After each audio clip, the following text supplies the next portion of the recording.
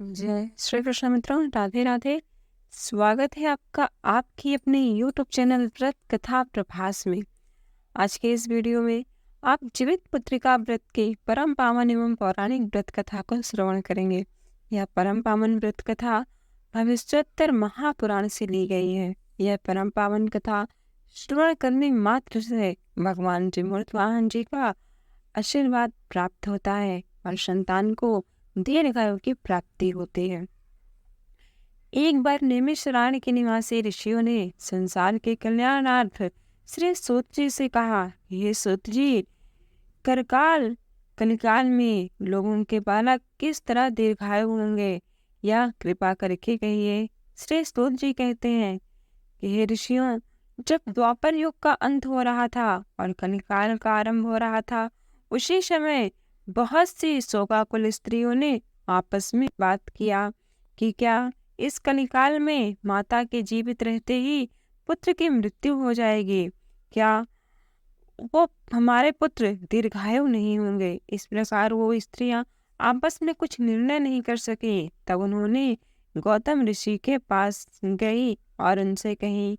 जब उन गौतम ऋषि के पास गई तो गौतम ऋषि अत्यंत आनंद के साथ बैठे थे। उनके सामने झुककर उन्होंने मस्तक झुकाकर प्रणाम किया और उन्होंने पूछा, हे प्रभु, इस कलयुग में लोगों के पुत्र किस तरह जीवित रहेंगे? इसके लिए कोई व्रत है या तप है या कोई अन्य साधन है तो कृपा करके कहिए।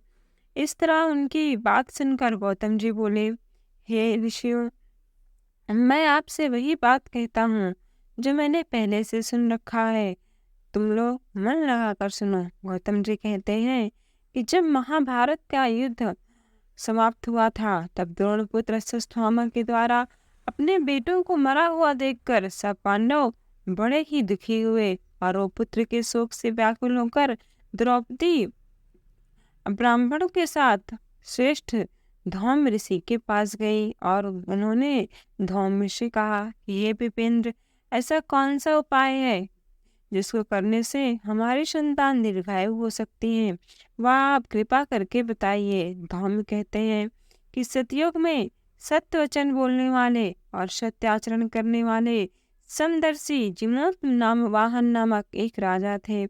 वह एक बार अपनी स्त्री के साथ अपने ससुराल गए और वहीं रहने लगे। एक दिन आधी रात के समय पुत्र के शोक से व्याकुल कोई स्त्री रो रही थी, क्योंकि वह स्त्री अपने बेटे के दर्शन कर चुकी थी। उसका बेटा अभी गरुड़ का शिकार बनने वाला था। वह रोती हुई विलाप कर रही थी। उसे देखकर जीमूत वाहन जी ने उनसे पूछा कि ये माता जी, आप इस अर्धरात्रि में क्यों रो रही हो? यह सुनकर उस बूढ़ी औरत ने कहा, ये बेटा, मैं इसलिए रो रही हूँ कि अभी पक्षीराज गरुड़ आएंगे और वो मेरे पुत्र को ले जाएंगे और उन्हें अपना भोजन बना लेंगे। इस पर जीमूत वाहन जी ने पूछा कि ऐसा क्या कारण है कि आपके बेटे को अर्धरात में गरुड़ जी ले जाएंगे? तब उन्होंने कहा कि हे राजन, मैं नागवंश की हूँ और गरुड़ जी और नागवंश का सदियों से दुश्मनी चली आ रही है। इसी कारण गरुड़ जी आते हैं और हर घर से एक को लेकर जाते हैं। आज मेरे बेटे का नंबर है, इसलिए मैं अर्धरात में ही विलाप कर रही हूँ, क्योंकि मेरे हृदय को किसी कारण भी शांति नहीं मिल रही है। यह सुनकर जीमूत वाहन जी ने कहा कि हे माँ, आज आप विलाप मत करिए, आज आपके पुत्र की जगह मैं गरुड़ का ग्रास बनूंगा।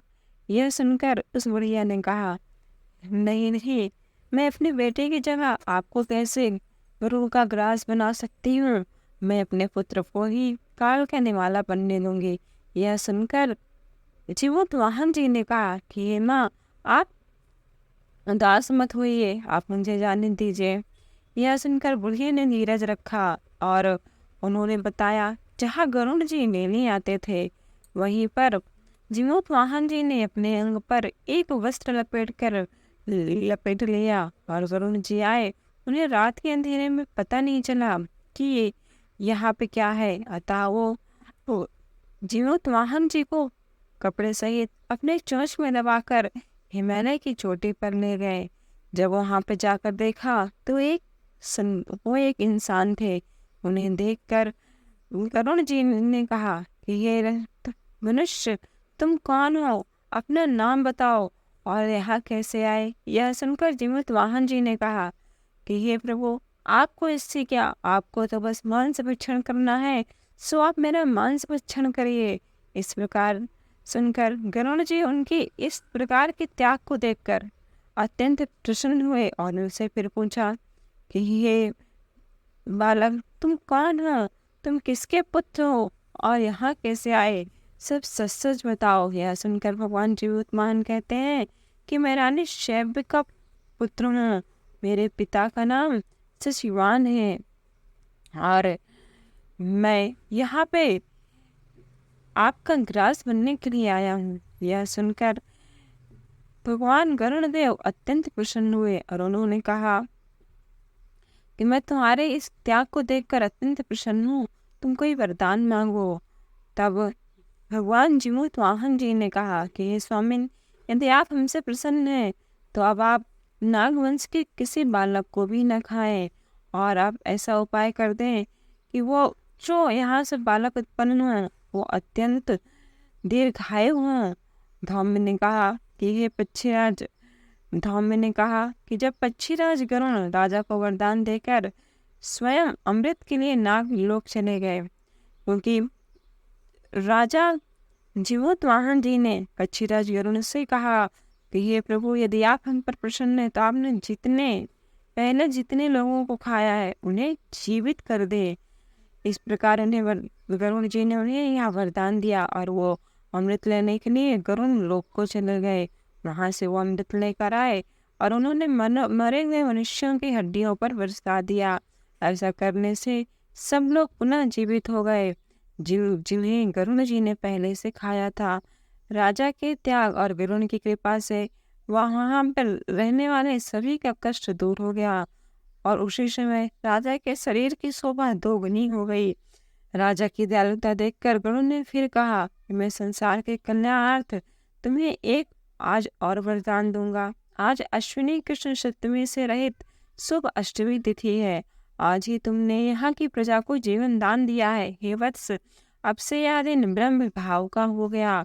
जो भी मूर्ति भेद से विविध नामों से विख्यात है, वही त्रैलोक से पूजित दुर्गा अमृत प्राप्त करने के अर्थ में जीवित पुत्रिका कहलाई है। सो इस तिथि को जो स्त्रियां उन जीवित पुत्रिका की कुश की आकृति बनाकर तुम्हारी पूजा करेंगी तो उन्हें दिनों दिन उनका सौभाग्य बढ़ेगा और वंश की वृद्धि भी होती रहेगी। हे महाभाग, इस विषय में विचार करने की आवश्यकता नहीं है। हे राजन, सप्तमी से रहित और उदया तिथि की अष्टमी का व्रत करें, यानी सप्तमी विध अष्टमी जिस दिन हो उस दिन व्रत न करके शुद्ध अष्टमी तिथि को व्रत करें और नौमी तिथि में इसका पारण करें। जो व्यक्ति सप्तमी सहित अष्टमी का व्रत करता है उसे फल प्राप्त नहीं होगा, अतः शुद्ध अष्टमी तिथि में ही इसका व्रत करें। और जो स्त्रियां इस प्रकार शुद्ध अष्टमी तिथि में व्रत करके नौमी तिथि को पालन करेंगी तो उनका सुख सौभाग्य दिनों दिन बढ़ता जाएगा। इस प्रकार भगवान जीमूतवाहन उनको इस तरह वरदान देकर गरुण वैकुंठ धाम को चले गए और इस प्रकार राजा ने अपनी पत्नी के साथ फिर अपने नगर को आए।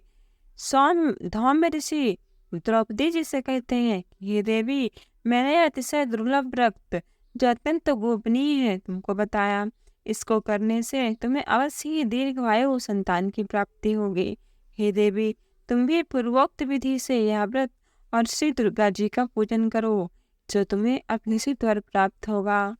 इस प्रकार कहकर उन स्त्रियों से ऋषि कहते हैं कि ये स्त्रियों, हे माताओं और बहनों, तुम भी जीवित पुत्रिका का व्रत करो, इससे तुम्हें अवश्य ही सुंदर और स्वस्थ और दीर्घायु संतान की प्राप्ति होगी। यह मैं सच कह रहा हूँ। इस प्रकार श्री सूत जी से सुनकर स्त्रियां अत्यंत प्रसन्न हुई और वो भी श्री जीवित पुत्रिका का व्रत विधि विधान से करने लगे और भगवान श्री जीवत वाहन जी की कृपा से और माँ भवानी दुर्गा की कृपा से उन्हें दीर्घायु स्वस्थ एवं सुंदर संतान की प्राप्ति हुई। तेबर प्रेम से बोलिए माँ अम्बे की जय, भगवान जीवत वाहन जी की जय। मित्रों, यदि यह वीडियो आपको अच्छा लगा हो तो इसे एक लाइक अवश्य करें और ऐसी कथाएं और जानकारियों के लिए हमारे चैनल को सब्सक्राइब कर बेल आइकॉन प्रेस करना ना भूलें।